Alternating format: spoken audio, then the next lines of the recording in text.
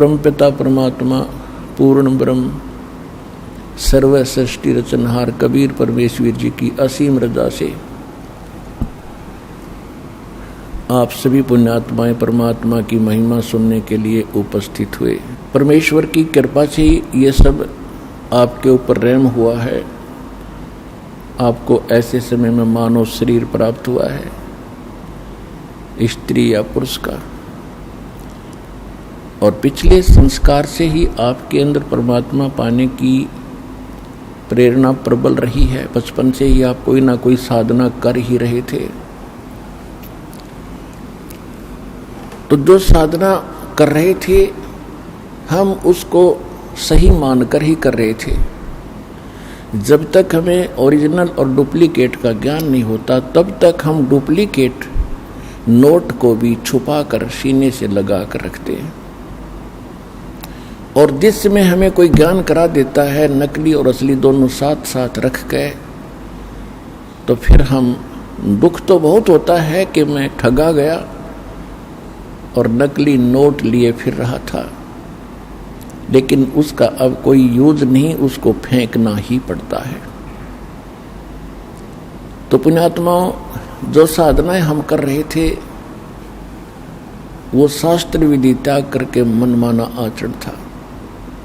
श्रीमद् भगवत गीता अध्याय नंबर 16 के श्लोक 23 और 24 में स्पष्ट किया है हमारे सदग्रंथों में परमात्मा ने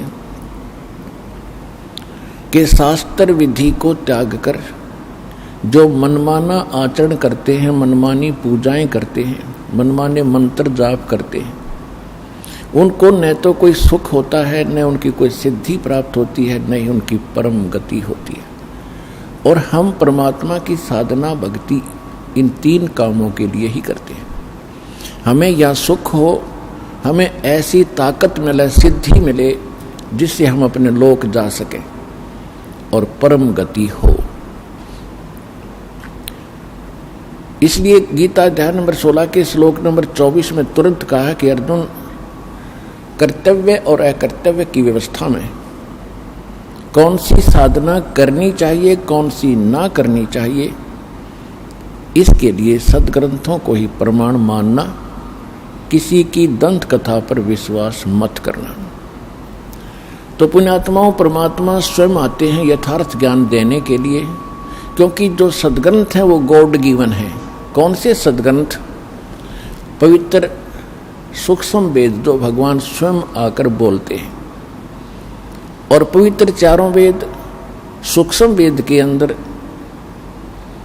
वो तो कंप्लीट इन ऑल रिस्पेक्ट है, ऑल इन वन है, जिसमें चारों वेदों वाला भी ज्ञान है, श्रीमद् भगवत गीता का भी ज्ञान है, और जिसके अंदर इन पुराणों का भी निष्कर्ष है कि ब्रह्मा विष्णु महेश की क्या स्थिति है, ये अजर अमर हैं या नहीं है, इनकी जन्म मृत्यु होती है या नहीं है, इनके माता पिता हैं या नहीं है। तो ये भी सूक्ष्म वेद के अंदर, यानी सभी ग्रंथों का वो तो सार है, उसके अंदर सब ग्रंथ है। फिर भी हम एक विशेष प्रचलन हमारे पास रहा है, विशेषकर पवित्र चारों वेदों का, पवित्र श्रीमद् भगवत गीता का, पवित्र पुराणों का। तो इनमें जो पवित्र चारों वेद और पवित्र श्रीमद् भगवत गीता है, ये गॉड गिवन स्पिरिचुअल नॉलेज है, और परमात्मा के दिए ज्ञान को परमात्मा ही समझ सकता है या समझा सकता है। तो स्वयं परमात्मा आते हैं तभी यथार्थ ज्ञान कराते हैं। उस परमेश्वर ने यहाँ के इन वेदों से कोई लेना देना नहीं होता, ना इस गीता से, ना उन पुराणों से, क्योंकि उस परमात्मा का ही दिया हुआ वो ज्ञान है, और इसलिए वो अपना सारा ज्ञान हमारे लिए स्वयं आकर के पुनः बताते हैं। और इन वेदों को और गीता को हम एक बहुत ही अच्छे ऑथेंटिक सत्य ज्ञान युक्त मानते रहे हैं हम हिंदू धर्म के सभी पुण्यात्माएं। तो इन वेदों और गीता को समझना कोई जीव के बस की बात नहीं, ये तो परमात्मा बुद्धि देता है अपने कृपा पात्र को, तक ये वेद और गीता समझ में आती है। आज तक ये वेद और गीता न तो श्री ब्रह्मा का, न विष्णु जी का, न शिव जी का, किसी का समझ में नहीं आई।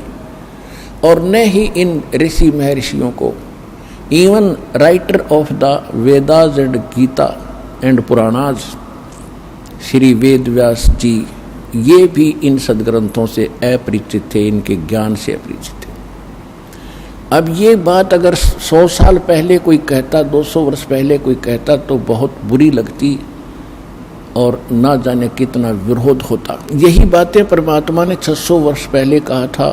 परमात्मा के साथ कितना संघर्ष और विरोध हुआ था, और उसी ने दास को ज्ञान दिया, और दास ने ये आज से 20 वर्ष पहले कहना शुरू किया था। और दास के साथ कितना संघर्ष हुआ ये सर्वविदित है। 21 महीने जेल भी झूठे केस में दास ने रहना पड़ा। साथ में आपके भाई बहन जो हमारे साथ संघर्ष कर रहे थे, आपके भाई पहले से लगे थे, इस ज्ञान से परिचित थे, उन्होंने भी बहुत संघर्ष किया है इस ज्ञान को आप तक पहुंचाने के लिए। तो कहने का भाव ये है, ये ज्ञान पहले बोला जाता तो नहीं स्वीकार्य था। परमात्मा ने साथ साथ हमें ऐसे औजार दे दिए, इंस्ट्रूमेंट दे दिए, ऐसे उपकरण दे दिए कि हाथों हाथ सच्चाई आप तक पहुंच गई। सबसे पहले आपको शिक्षित किया। सन 1960-65 के बाद इस शिक्षा की ऐसी बाढ़ ला दी परमात्मा ने, सबके हृदय में ऐसी प्रेरणा कर दी कि अपने बेटे और बेटियों को पढ़ाना ही पढ़ाना है। ये तो हमें पता है कि शिक्षा के बाद कितनों को सर्विस मिली है जिस उद्देश्य से पढ़ा करते थे, लेकिन अब दास की आंखें परमात्मा ने जो खोल दी, पता चला है कि मालिक ने इसलिए पढ़ा था कि मेरे बेटा बेटी मुझे पहचान सकेंगे। आज तक यही अंधेरा रहा कि हम भगवान को पहचान नहीं सके, सदग्रंथों को हम समझ नहीं सके। जिनको हम विद्वान मानते थे वो संस्कृत भाषा तो जानते थे, व्याकरण भी बढ़िया थी, लेकिन वेद गीता और पुराणों का वो कैखा नहीं जानते थे।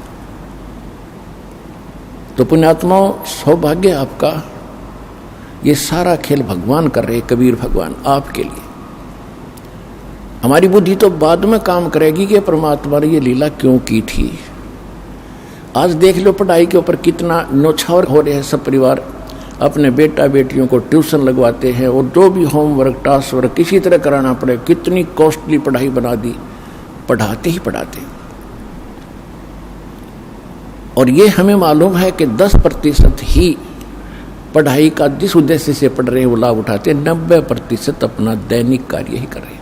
तो इसलिए हमें परमात्मा ने शिक्षित किया कि आप भगवान को पहचान के और भक्ति करके इस दीर्घ रोग का नाश करवा लोगे, फिर सदा सुखी होगे। असली पढ़ाई तो अब शुरू होगी आपकी, जो दास पढ़ा रहा है। ये शिक्षा आपका यहाँ भी काम आएगी और परलोक भी सुधरेगा, सतलोक चले जाओगे जो सदा सुखी रहोगे।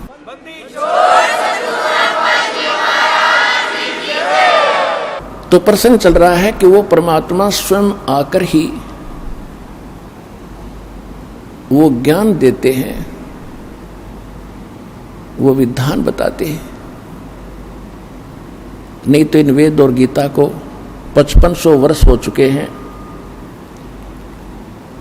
5500 वर्ष हो चुके हैं इन वेदों और गीता को लिखे हुओं को, कागज पर उतारे हुओं को। और इनको याद करके कोई चतुर्वेदी प्रसिद्ध हुआ। 4 वेदों को कंठस्थ याद करना कोई बालकों का खेल नहीं है, वो भी कर लिया। उन्होंने सोचा था कि शायद वेदों के पढ़ने से मोक्ष हो जाएगा, मोक्ष नहीं हुआ। विद्वान बन गए, वह अज्ञानी बन गए, अभिमानी बन गए।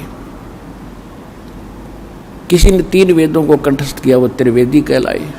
किसी ब्राह्मण ने 2 वेदों को कंठस्थ कर लिया, याद परंपरा थी उनकी, सभी करते थे याद ऐसे, तो द्विवेदी कहलाई।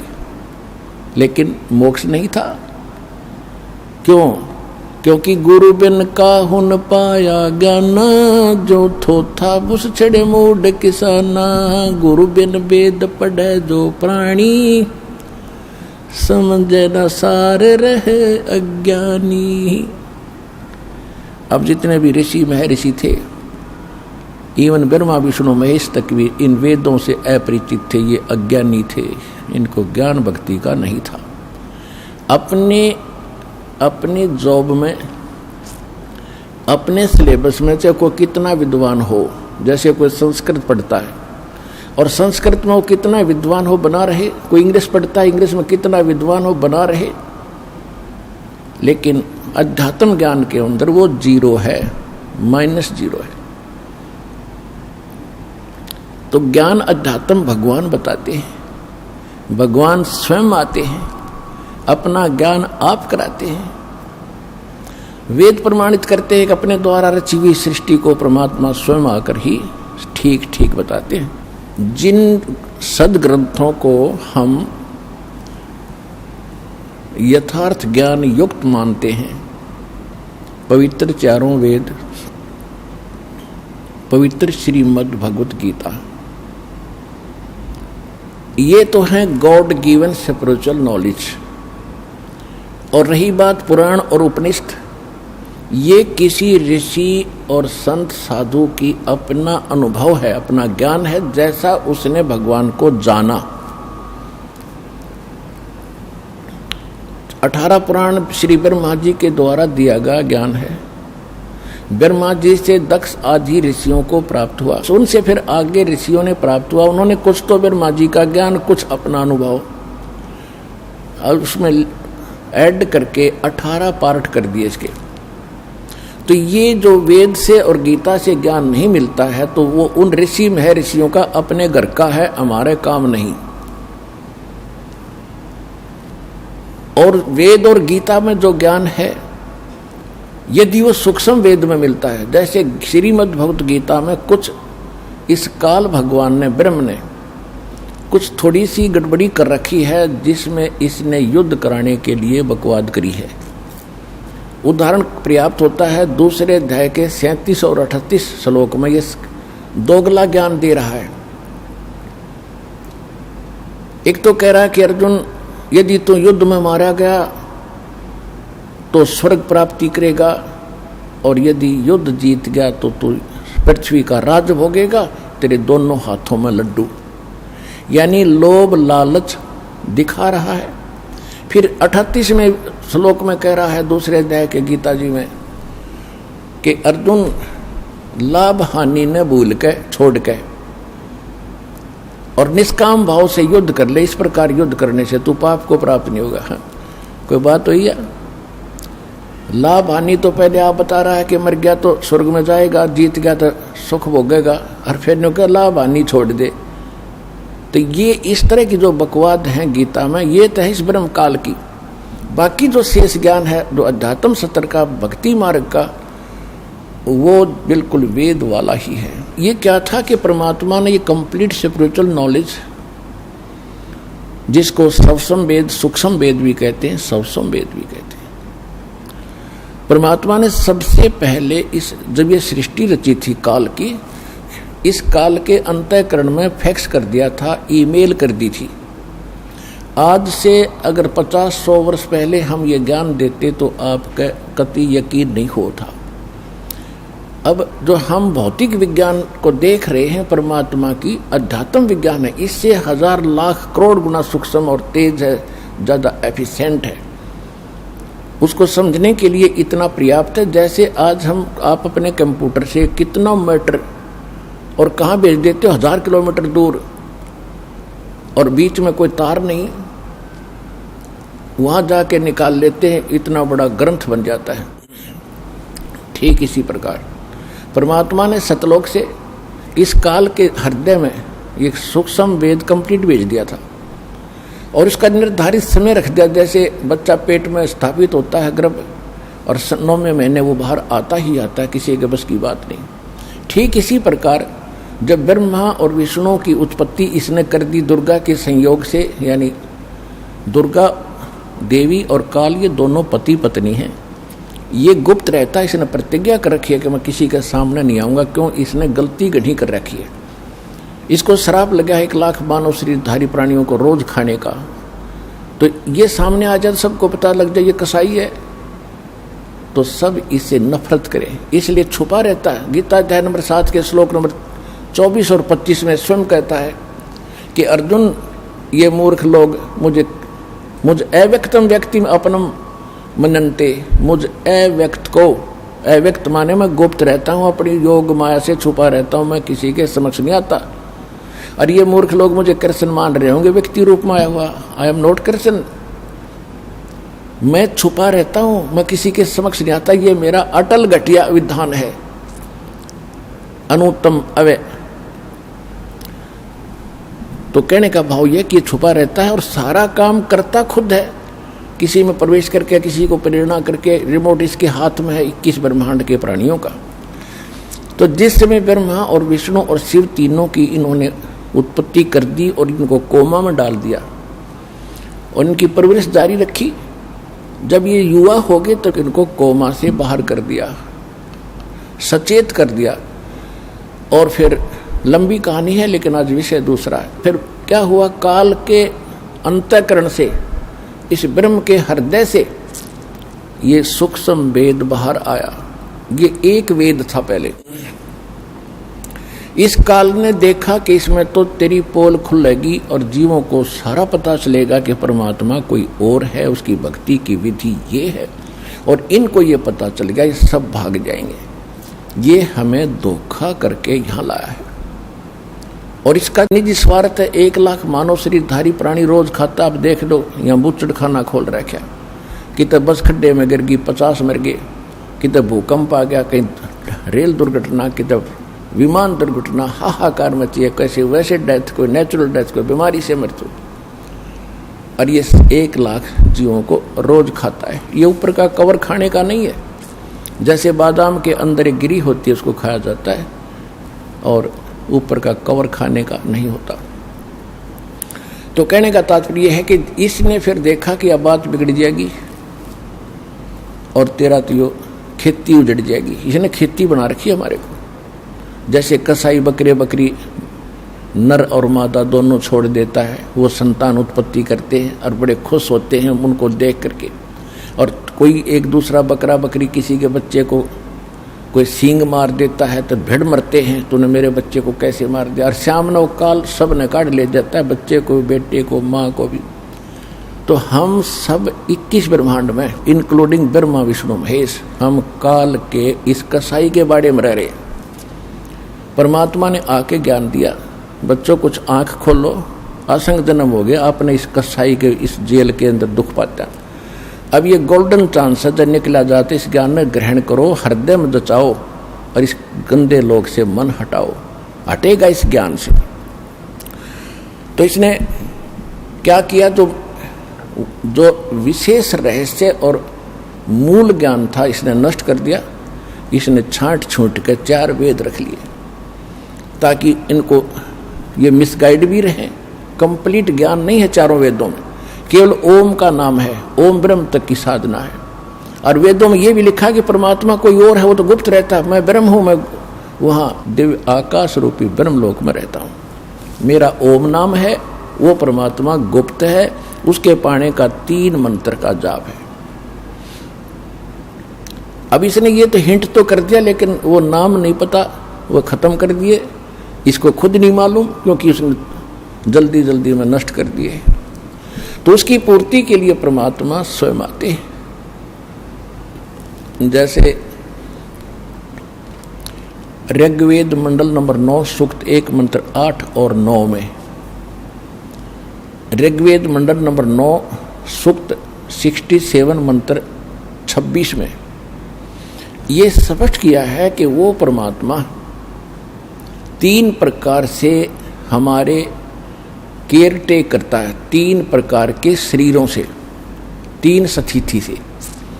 एक सतिथि है परमात्मा सत्यलोक में रहते हैं, एक सिंहासन के ऊपर यानी तख्त के, तख्त कहते हैं जैसे दिल्ली के तख्त पर, जैसे हम पढ़ा करते इतिहास, दिल्ली के तख्त पर अकबर बादशाह का शासन था। तख्त माने सिंहासन, राजगद्दी। तो परमात्मा सतलोक में सिंहासन पर अनंत कोट ब्रह्मांड के राजा महाराजा सम्राट के रूप में विराजमान है। उनके सिर पर मुकुट है, ऊपर श्वेत छत्र है दाता के, और एक बहुत सुंदर गुम्बद है, बहुत बड़ा। जैसे ये मंदिर वगैरह बनाए गए हैं, मंदिरों की सतिथि तो अलग बना दी, लंबी चोटी कर दी, उसकी चोटी लंबी नहीं है, गोलाई है, गुम्बज टाइप। और उसके अंदर मालिक बैठे हैं जिनके एक रोम यानी शरीर के बाल को रोम कहते हैं, और जहाँ बाल उगा है उसको रोमकूप कहते हैं। तो एक रोम की परमात्मा के प्रकाश इतना है जैसे करोड़ सूर्य करोड़ चंद्रमा मिला दे तो भी फीका पड़े, इतना नूर है उस परमपिता के। पूरी बॉडी का अंदाजा लगा सकते हो आप। तो वहाँ वो बैठे हैं। दूसरी स्थिति में वही परमात्मा प्रत्येक युग में एक लीला करते हैं हमारे लिए। एक शिशु रूप धारण करके ऊपर से आते हैं, एक किसी तालाब के अंदर कमल के फूल के ऊपर शिशु रूप धारण करके बालक का, छोटे बालक का रूप धारण करके वो विराजमान होते हैं। और वहाँ से कोई निसंतान दंपति, कोई जिनका संतान ना हो, बेऔलादे, वो पति पत्नी, उनको उठा ले जाते हैं। वहाँ परमात्मा की परवरिश की लीला होती है। और परमात्मा की परवरिश की लीला कंवारी गायों से होती है। अब ये तो है वेद ज्ञान। ये दूसरी स्थिति में परमात्मा ऐसे आते हैं। और तीसरी स्थिति उनकी क्या है कि वे कहीं भी कभी भी कहीं भी प्रकट हो जाते हैं, एक साधु संत महात्मा या कोई अन्य रूप बना के, और अपनी प्यारी आत्माओं को मिलते हैं, उनको भी यथार्थ ज्ञान समझाते हैं, उनको ज्ञान देते हैं और सतलोक से परिचित करा के उनको वापस छोड़ देते हैं।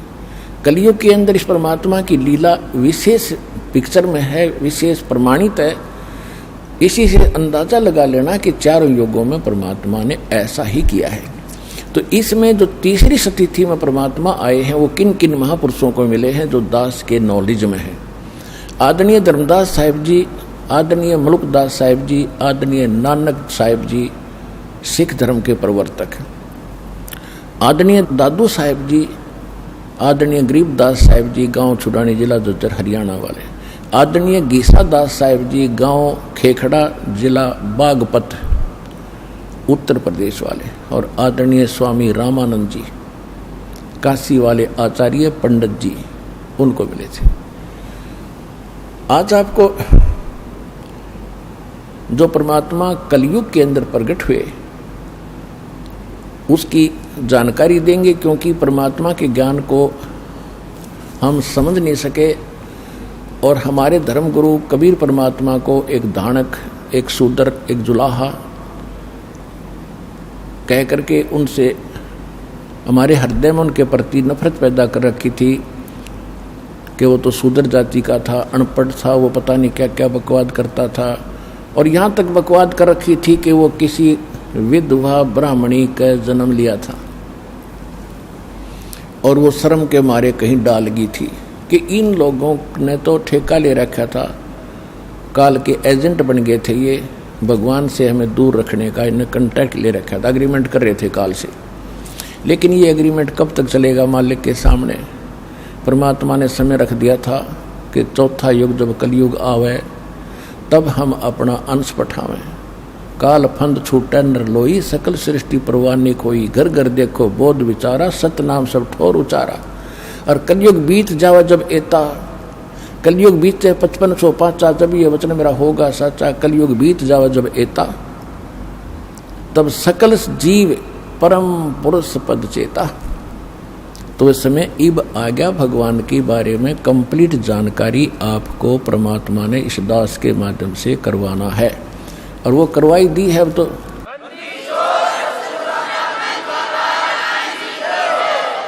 क्योंकि परमात्मा परमात्मा ही होता है, उनका कोई भी काम इनकम्प्लीट नहीं होता, उसमें कोई त्रुटि नहीं होती, कोई मीन मेख नहीं होती।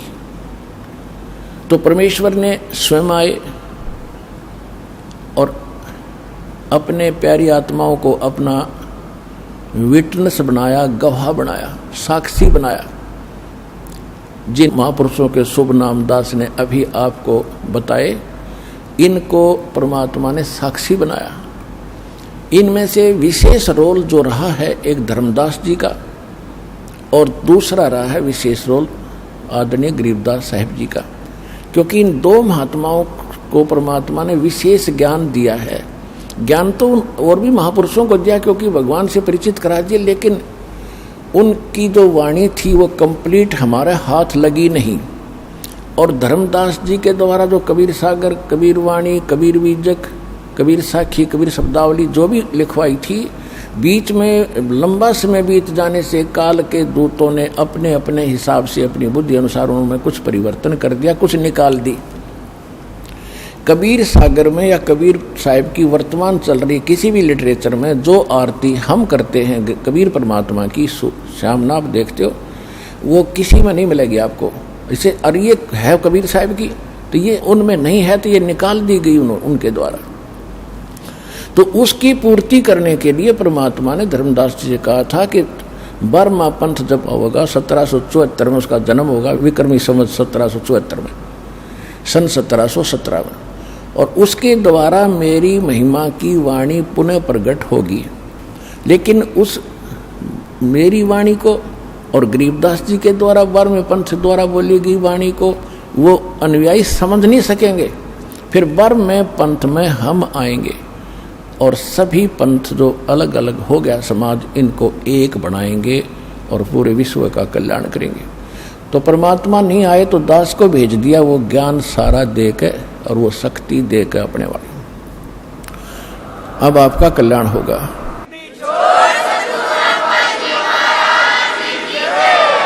तो प्रसंग उठा है कि गरीबदास जी ने परमात्मा के बारे में कहा, ना सतगुरु जननी जने उनके माने बापे, पिंड ब्रह्मंड से रहित जाना तीनों तापे। कि ना सतगुरु जननी जने, कबीर परमात्मा माँ से जन्म नहीं लिया और उनके कोई माता पिता नहीं है। और परमात्मा ने जब गोरखनाथ जी के साथ गोष्ठी हुई थी और गोरखनाथ जी के छक्के छुड़ा दिए थे, सिद्धि में भी वो फेल कर दिया था, तब गोरखनाथ जी ने पूछा था, भगवान आप कौन हो? मेरे सामने सिद्धि में कोई टिकने वाला आज तक नहीं था। परमात्मा कबीर जी ने क्या बताया, अवधू अवगत से चल आया, मेरा कोई भेद मर्म ना पाया।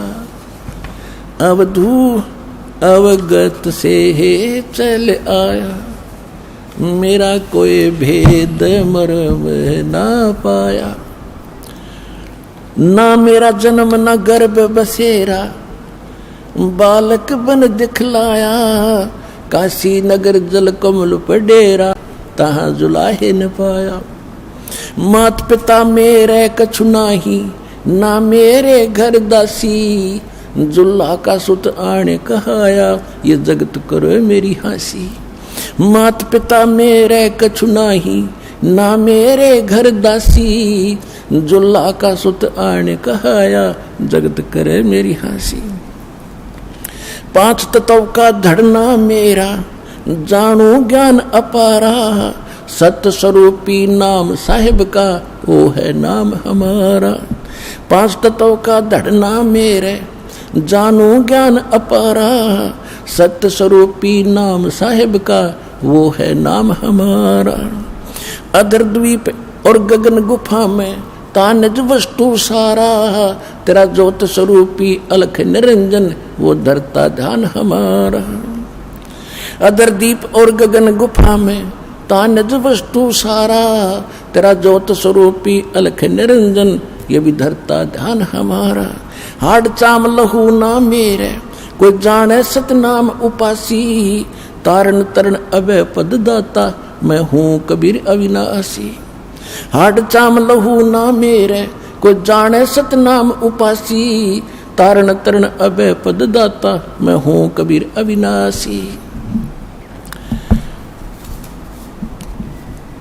परमात्मा ने कहा कि ना मेरा जन्म ना गर्भ बसेरा, एक बालक बन दिखलाया, और काशी नगर जल कमल पडेरा, तहाँ जुलाहे न पाया। मात पिता मेरे कछु नाही, ना मेरे घर दासी, और जुल्ले का सुत आन कहाया, जगत करे मेरी हंसी। मेरे कोई माता पिता नहीं, ना मेरे कोई पत्नी थी और मैं कोई संस्कार था पिछला इनके साथ मेरा, क्योंकि ये नीरू नीमा जो जुलाहे थे ये द्वापर युग में सुदर्शन भगत के माता पिता थे। और सुदर्शन भगत ने एक बात मांगी थी, परमात्मा आपने सब कुछ दे दिया, नाम दे दिया, ऐसा ज्ञान दे दिया, पर दुर्भाग्य रहा मेरे माता पिता का, उन्होंने आपका ज्ञान सुना नहीं, ना आपकी बात मानी, ना नाम लिया दाता। और माता पिता का कर्ज मेरे से उतरेगा कैसे दाता, एक दया करियो, उनको किसी जन्म में शरण में लेकर पार करना दाता। तो परमात्मा ने कहा, सोचा था कि ये मूर्ख भी मरेगा माँ बाप के मोह में, तब परमात्मा ने कहा था या चिंता छोड़, टेंशन छोड़ दे तू, उन्हें मैं पार करूँगा। तो तब संतोष हुआ था उस भोले भगत के। परमात्मा ने पता था यो भी जागा नरक में, जे आज इसको आश्वासन ही दूंगा। सुदर्शन जी को ये पता था कि परमात्मा ने जो कह दिया वो फाइनल है, तब वो निश्चिंत होकर सतलोक गया था, नौ भी रह जाता यहीं पर। तो उस आधार से परमात्मा ने, ये नीरो नीमा वही आत्माएं थी, तो इनके लिए मालिक ने देखो कहाँ जंगल में आके विश्राम किया एक कमल के फूल पर, और फिर जुलाहों में झोपड़ी में आज से 600 वर्ष पहले क्या स्थिति थी आम नागरिक की अपने हिंदुस्तान के अंदर, और वो शूद्र जाति वहाँ कैसे रहते थे, कैसा वहाँ पर भेड़ बकरियों का मलमूत्र बांस उठी रहा करती, बदबू आती थी, बेड स्मेल होती थी, और वहाँ भी रहे मालिक हमारे लिए। और हम इतनी शराब, इतनी भांग पिए पड़े हैं काल के जूठे रंग की, इस चोचलों की, हम भगवान को पहचान नहीं पा रहे हैं। तो अब आपकी पहले भांग उतारी जाएगी ये एंटीबायोटिक सत्संग सुना के, और फिर आप भगवान पहचानोगे। परमात्मा कहते मात पिता मेरे कुछ नाही, ना मेरे गरदासी, और मैं जुलाहे का सुत आण कहाया, और यो जगत करे मेरी आसी। मुझे जुलाहा सुदर दानक कह के और मेरा मजाक उड़ा रहे हैं। फिर कहते 5 तत्व का ये शरीर नहीं है मेरा। यजुर्वेद अध्याय नंबर 40 के मंत्र 8 में उसमें लिखा है कि सपरि आगात कबीर मनीषी शुक्रम अकायम ऐसनाविरम। परमात्मा जो है, जो कबीर परमेश्वर है, कबीर परमेश्वर सर्वज्ञ है, मनीषी माने विद्वान सर्वज्ञ, और उनका शरीर शुक्रम अकायम ऐसनाविरम अबिंदम, उसका शरीर जो मालिक का है वो स्नायु से वाला नहीं है, और माता पिता से बनी हुई काया नहीं है, शरीर से शुक्र से बनी हुई काया नहीं है, माता पिता के शुक्र से रज बीरज से बनी हुई उसकी काया नहीं है। अब इन अनाड़ी ऋषियों ने 40वें अध्याय के 8वें श्लोक को कैसे गलत डिफाइन कर दिया, शुक्रम अकायम, कि वो अकायम है। और शुक्रम क्यों कहा फिर उसने, शुक्रम शब्द किस लिए लगा दिया, कायम शब्द पर्याप्त था, फिर क्यों ऐसनाविरम माने उसके नर्वस सिस्टम नहीं है, स्नायु नहीं है, ऐसनाविरम शुक्रम अकायम, शुक्र से बनी हुई काया नहीं है और उसमें नाड़ी तंत्र नहीं है, वो स्वयंभू है, प्रिभू है, सबसे पहला परमात्मा है, सप्रि आगात, सबसे पहला देहधारी वही है, सप्रि आगात यानी सबसे पहला देहधारी वही परमात्मा है। और उसका शरीर कैसा है, वो शुक्रम अकायम है स्नाविरम, वो माता पिता के शुक्र से बना हुआ उसका शरीर नहीं है, नाड़ी तंत्र उसके अंदर नहीं, लेकिन है साकार, वो स्वयंभू है, उसका कोई जनक नहीं है। तो यहां बताते हैं 5 तत्व का धड़ना मेरे में जानो ज्ञान अपारा, और सत्स्वरूपी नाम साहिब का ओ ही नाम हमारा, यानी असली नाम परमात्मा का कबीर साहब है, और कहते वो ही नाम है मेरा असली नाम, ये समझ लो। और कहते अदर द्वीप गगन गुफा में तानिज वस्तु सारा, और तेरा ये ज्योत स्वरूपी काल निरंजन ब्रह्म, ये भी धरता ध्यान हमारा, ये भी मेरा ध्यान करता है, और वहां से फिर मैं इसको टुकड़ा देता हूं, इसका 21 ब्रह्मांड चल रहा है। हाड चाम लो ना मेरे, ये हाड चामड़ा लो का शरीर नहीं है, कोई जाने सतनाम उपासी, यानी मेरे इस सतिथि को उस समय जानेंगे जब सतनाम का प्रचार सब जगह हो जाएगा, उनके अंदर सब प्रमाणों से प्रमाणित किया जाएगा। और तारण तरण अभय पद दाता, मैं हूँ कबीर अविनाशी, कि मैं हूँ तारण तरण अभय पद देने वाला, सतलोक ले जाने वाला। मैं कबीर अविनाशी हूँ, वास्तव में मैं परम परमात्मा हूँ।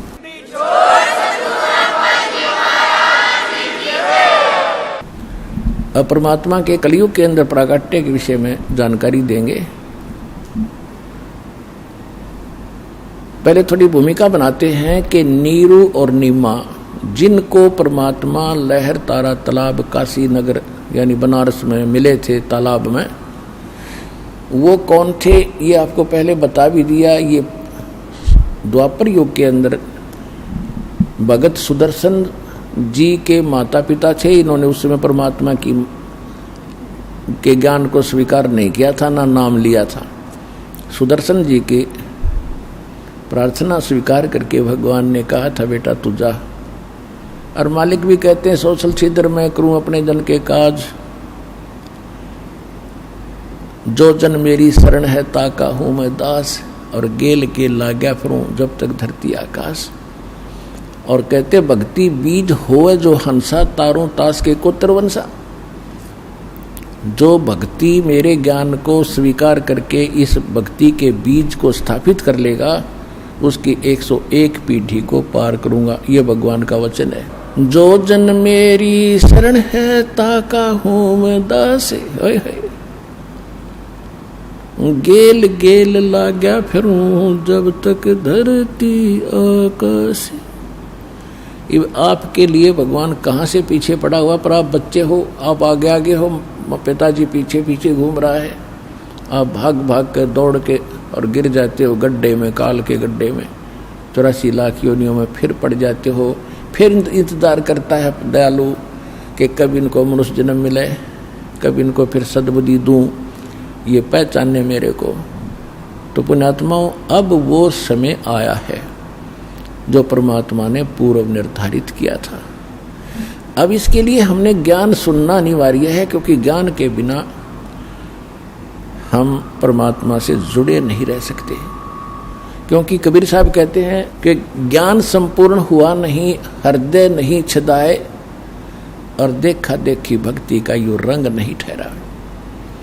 अब जैसे किसी ने सुन लिया कि हमें ये लाभ दे दिया, बरवाला आश्रम में गए थे, हमें ये सुख हो गया, दूसरे भी देखा देखी आ गए, उनको भी सुख हो गया, 1 हो गया, 2 हो गए, 3 हो गए, और चौथा ना होया छोड़ गए, फिर जाएंगे उड़ा मत्था टेकन जहाँ पहले धक्के खाया करते, तो फिर भगवान हाथ उठा लेगा।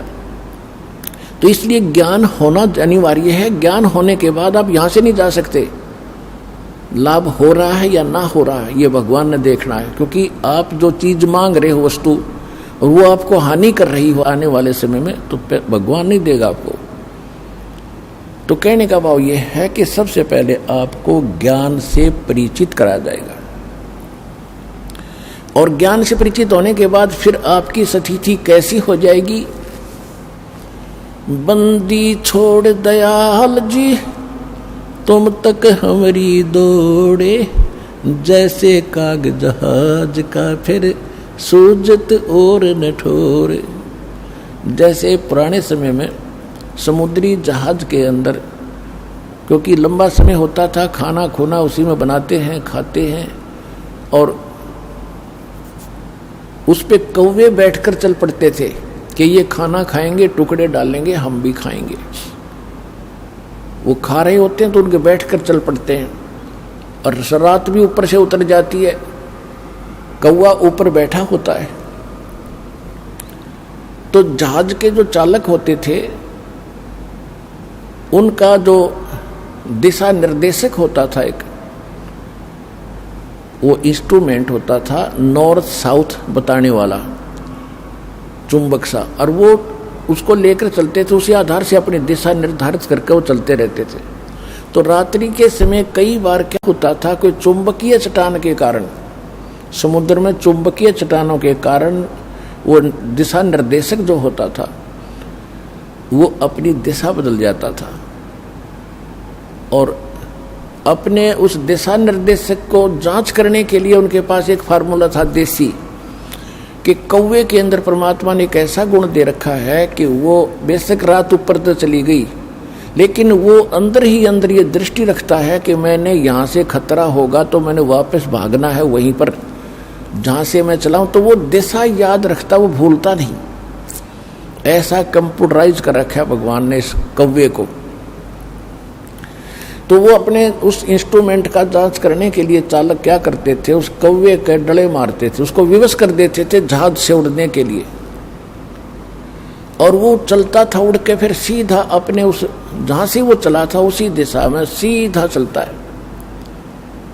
तो जिस कारण से वो जहाज वालों का तो इतना ही काम था, किसी ये देख लिए कौन सी दिशा में जा रहा है, तो वो पूर्व दिशा से चले थे तो पूर्व दिशा को चलेगा, तो वो सीधा कर लेते अपने जहाज को कि हम अब ठीक चल रहे। और जब कौवा देखता है वो 100-200 फुट 400 फुट उड़ता है, उसको कहीं और ठिकाना दिखाई नहीं देता उस जहाज के अतिरिक्त। अगर जहाज के अतिरिक्त वो कहीं बैठता है तो डूब कर मरे उस पानी में, जल में। इसलिए वापस आकर उसको जहाज पर ही शरण लेनी पड़ती है, उसको कहीं ठिकाना और दिखाई नहीं देता। तो इसी प्रकार जब आपको कंप्लीट ज्ञान हो जाएगा इस कबीर भगवान का, आपकी स्थिति ऐसी हो जाएगी कि सतलोक आश्रम बरवाला के अतिरिक्त इस पृथ्वी पर कित उभरण यानी बचाव का स्थान नहीं है, इस काल के बहुजल में डूबन का ही है।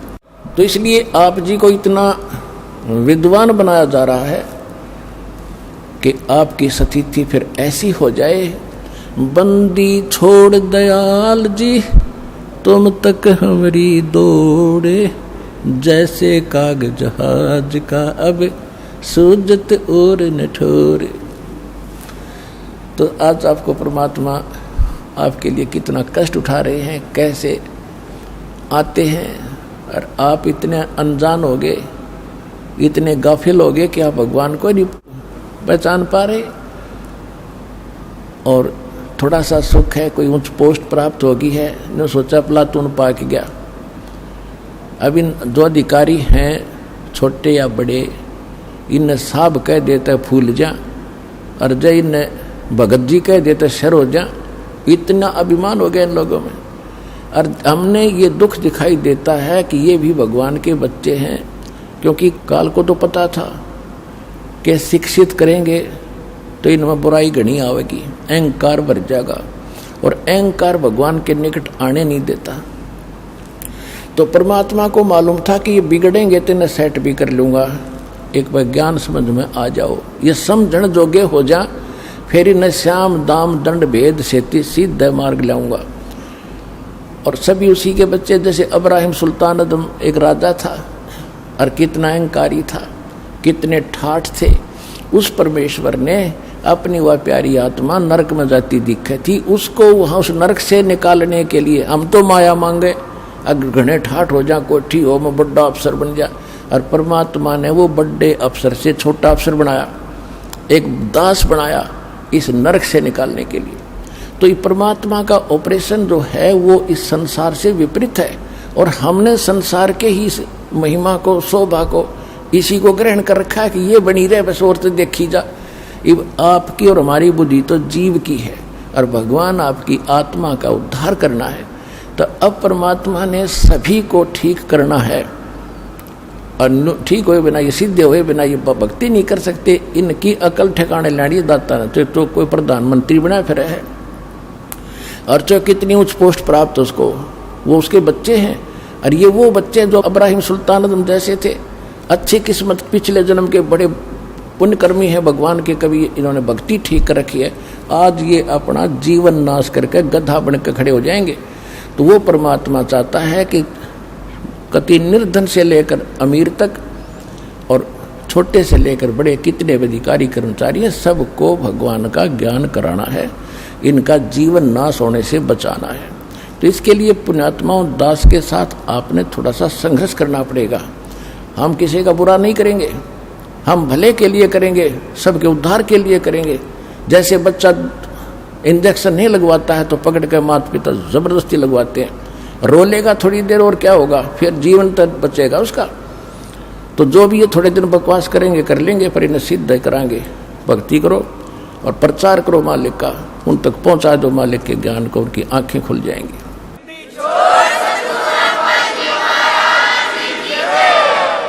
तो आज जो है परमात्मा इसीलिए आते हैं। ये नीरू नीमा उसी जन्म में गौरी शंकर और सरस्वती नाम के ब्राह्मण ब्राह्मणी थे। इनका दोनों का संयोग फिर पति पत्नी का ही था। गौरी शंकर इस पुरुष का नाम था। ये बहुत अच्छा नेक व्यक्ति था, अच्छा ब्राह्मण था, किसी को गुमराह नहीं करता था, ना ये दूसरे जो श्राद्ध श्रूद के चक्कर में ये नहीं पड़ता था। केवल शिव भगवान की कथा करके जनता को ज्ञान समझाता था, भगवान की महिमा बताता था जैसा इसको पता था, और उससे जो भी दक्षिणा आती थी उससे अपना निर्वाह करता था। और फिर भी कोई पैसा बच जाता था तो भंडारा करता था, धर्म में लगाता था। ऐसा नेक ब्राह्मण था और इसकी महिमा घनी हो गई थी। बाकी तो रोजी रोटी वाले ब्राह्मण थे, तेरे ये करड़ाई आ गई है, तेरे ऊपर ये संकट है, इतने पैसे धर दे, इतने दान कर दे, फलाना कर दे, ये अटपट करणीय थे। तो उनकी महिमा कम होती जा रही थी और गौरी शंकर की संख्या श्रोताओं की यानी यजमानों की बढ़ती जा रही थी। और पहले ये हमारे ब्राह्मण लोग शिक्षा इसीलिए ग्रहण करते थे कि हम ज़्यादा इनकम कर सकेंगे। को काशी विद्यापीठ पर कहा जाता था तो उस क्षेत्र में उसी से सब अपनी क्रियाएं कराते थे, उसके खूब धन इकट्ठा होता था।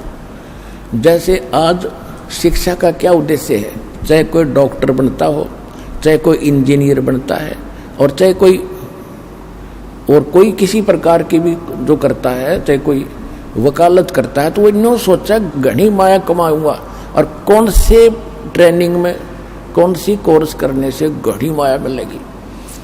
अब इतना उद्देश्य बेशक चाहे कोई मानो चाहे मत मानो, इतना ही उद्देश्य लेकर पढ़ रहे हैं हम। फिर क्या है कि इसी प्रकार पहले ये ब्राह्मण लोग पढ़ा करते थे, अपने बच्चों को पढ़ा करते थे कि काशी विद्यापीठ पढ़ कर आ गया तो घनी कमाई करा करेगा, ठाठ हो जाएंगे। इसी कारण से उन ब्राह्मणों को ईर्षा होगी उस गौरी शंकर से। उधर से उस समय मुसलमान धर्म के जो राजा लोग थे वो दिल्ली के शासक रहे लगातार कंटिन्यू। तो मुसलमानों को पता चला, काजी और मुल्लाओं को, कि हिंदू धर्म का सबसे ज़्यादा प्रचार ये गौरी शंकर कर रहा है। और उनको ये भी मालूम हुआ कि जो अन्य धर्म गुरु हैं वो सारे इसके विरोधी हैं। उसका फायदा उठा के उन्होंने गौरी शंकर सरस्वती को जबरदस्ती मुसलमान बना दिया। उनके घर में अपना जूठा पानी छिड़क दिया, उनके मुंह में डाल दिया, और सब देखने वाले देख रहे थे। उन ब्राह्मणों को पता चला जो इससे ईर्षा रखते थे, उन्होंने सब जगह पंचायत करके कह दिया कि गौरी शंकर मुसलमान हो गया, इसको धर्म से जाति से निकाल दिया, इसको गंगा में स्नान करना बंद, इससे कोई भाईचारा बंद और इसके नाते रिश्ते बंद। अब वो ऐसा ही हो गया और उसके पास कोई चारा बचा नहीं। गौरी शंकर सरस्वती के पास उन्होंने मुसलमान धर्म स्वीकार करना पड़ा। अब समस्या आ गई रोजी रोटी की। पहले तो दक्षिणा आती थी, अब उन्होंने सोचा भी सस्ते में कौन सा काम शुरू हो। उन्होंने कपड़ा बुनन का काम सबसे आसान लगा, उसमें कोई पैसा नहीं लगता। 4 लकड़ के लठ गाड़ने होते हैं डंडे खुट्टे से, और तार पूरा अपना शुरू कर दिया। एक लिया के वो छोटा सा काठ का बना होता है लोहे का, बस उससे उसका गुजारा शुरू कर दिया। फिर भी इतने नेक थे कि अपना गुजारा करते थे, बच जाता था धर्मपुन पर। जैसा भी उस धर्म का ज्ञान था उसी तरह लगाने लगे। अब परमात्मा अपने पूर्व संस्कार अपने वचनानुसार उनको आके संभालना ही था, और उसके साथ साथ फिर अपनी जो लीला वो करते हैं प्रत्येक युग में वो भी करनी ही थी। संवत 1455 विक्रमी संवत 1455 सन 1398 ज्येष्ठ सुदी पूर्णमासी को सुबह सुबह परमात्मा ब्रह्म मुहूर्त के अंदर, ब्रह्म मुहूर्त होता है सूर्य उदय होने से लगभग 1.5 घंटा पूर्व का समय, तो उस समय परमात्मा सतलोक से आकर के इससे पहले थोड़ा ये बताना अनिवार्य हो गया कि नीरू और नीमा उनके नाम रख दिए। गौरी शंकर का नाम रख दिया नूर अली, उसको शॉर्टकट में नीरू कहा करते थे, और उसका सरस्वती का नाम रख दिया नियामत, तो उसको कहने लगे नीमा। तो नीरू नीमा का गंगा घाट पर स्नान करना बंद कर दिया हिंदुओं ने, धर्म गुरुओं ने। तो उन्होंने सोचा कि कोई ऐसा स्थान खोजें जहाँ गंगा का ही जल बाहर आ रहा हो। तो एक लहर तारा नाम का एक सरोवर था जिसमें गऊ घाटों के ऊपर से, जहाँ गऊ घाट बने होते थे, उनके ऊपर के वर्षा के दिनों में ओवरफ्लो होकर दरियाएं चलती हैं, तो तब झालों से उछल उछल कर जल और एक सरोवर का रूप ले लेता था, धारण कर लेता था। फिर वो सारा वर्ष बड़ा निर्मल जल रहता है, क्योंकि गंगा के जल में एक विशेषता है, वो खराब नहीं होता, बहुत स्वच्छ और निर्मल जल, उसमें कमल के फूल उगाए होते हैं। तो वो वहाँ स्नान करने जाने लगे, जो उनकी कुटिया से लगभग 4 किलोमीटर दूर था, 3.5-4 किलोमीटर। ये दास देख कर आया है, दास के साथ सैकड़ों भगत भी आपके भाई बहन गए थे, वहाँ देख कर आए थे। तो लहर तारा तालाब में वो प्रतिदिन स्नान करके आया करते थे। उसी सरोवर के ऊपर एक अष्टानंद नाम के एक ब्राह्मण थे, ऋषि, जो स्वामी रामानंद पंडित जी आचार्य थे, बड़े विद्वान पुरुष माने जाते थे, वो वेदों और गीता के, उनके शिष्य थे। वो भी वहाँ स्नान करने जाते थे प्रतिदिन, दूसरे किनारे पर, नीरू नीमा दूसरे किनारे पर स्नान करते थे। और अष्टानंद जी स्नान करके प्रतिदिन वहाँ अपने गुरु जी द्वारा प्राप्त भक्ति विधि का कुछ अभ्यास किया करते थे, ध्यान आदि लगाने की चेष्टा वहाँ करते थे, क्योंकि वहाँ सुंदर सुबह सुबह शांत वातावरण, और गर्मियों का मौसम था, जून का महीना, शीतल हवा सुबह सुबह चल रही थी, बहुत अच्छा वातावरण वहाँ जंगल का होता है। वहाँ नहा के धो के अपना बछा के चद्दर, और वहाँ बैठ कर अपनी साधना प्रतिदिन किया करता था कुछ समय के लिए, फिर चला आता था, उसमें स्नान करके ऐसे साधना करता था। तो परमात्मा सतलोक से चलकर परमेश्वर आए कबीर जी, और एक शिशु रूप धारण करके कमल के फूल पर विराजमान हुए। जब परमात्मा सतलोक से चले शिशु रूप धारण करके शरीर आ रहे थे, तो अष्टानंद जी ध्यान अवस्था करने की चेष्टा कर रहे थे, कभी आंखें खोल लेते थे, कभी बंद होती थी। तो उसने क्या देखा कि आकाश से एक प्रकाश का, बहुत तेज प्रकाश का गोला सा और पूरी गति से आ रहा है। उसने जो ही उसकी तरफ देखा, उसकी चरम दृष्टि उस नूर को, उस तेज को सहन नहीं कर सकी, उसकी आंखें बंद होगी। जिस प्रकार हम सूर्य की तरफ देख लेते हैं गलती से कभी, तो हम उसको ज़्यादा देर देख नहीं सकते, तुरंत आंखें बंद हो जाती।